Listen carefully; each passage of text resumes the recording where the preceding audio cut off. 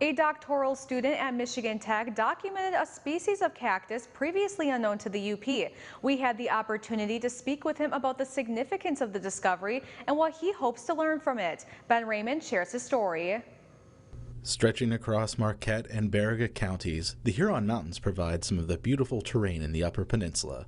Mostly forested, but certainly some high knobs and streams and lakes. And at the highest knobs or small mountains, there are open bedrock glades that are exposed to the full sun. They have a very unique flora and fauna that live there, and that's exactly what I'm studying for my doctoral work at MTU, because these represent kind of little warm little bubbles.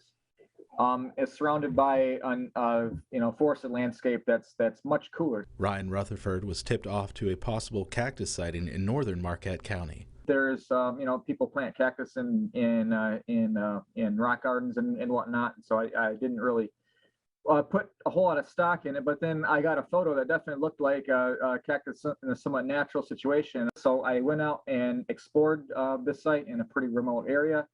It was mostly forested, but then I popped out on this little open bedrock knob, and there it was, eastern prickly pear in full bloom. And right now I knew that was the only occurrence in UP for that species. It had never been reported before. There's another species of cactus known from far northern Marquette County on private land, the fragile prickly pear, but it has much smaller pads. So the pads on that one are maybe an inch or two long. And this one had 4 or 5 inch pads, so it's similar to several prickly pear cactus that you would see in the southwestern U.S. or down in other warmer climates. So pretty shocking, pretty surprising, and pretty exciting all at the same time. After finding the cactus, one of the most common questions to come up: how did it get there? We had nothing here 9 or 10,000 years ago during the Wisconsin glaciation. We're all covered by giant glaciers. The glaciers melted.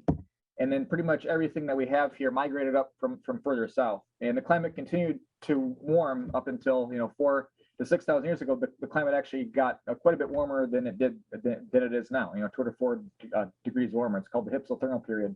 That's not really well known, but it allowed species to migrate well beyond their current ranges, and that's thought to be the reason why we have lizards up by Lake Superior. Getting to the UP is one thing, but finding the right surroundings called for a very specific set of circumstances. Because we don't often think of climate as something that varies a lot within a particular region. So we don't really think about microclimates, but that's exactly what I'm studying. So a lot of these bedrock glades, I have data loggers set up that record the ground surface temperature within the granite bedrock glades and then outside of them. And right where the other kind of cactus is growing up in the northern part of the Hurons, it was about 40 degrees C warmer on the ground every day than it was just 100 meters away back in the woods. And even in the wintertime, it stayed about the low temperatures were actually a lot higher too. So I had a data logger, on the south side of one mountain and the north side, very close proximity, and just a really different climate on the same mountain.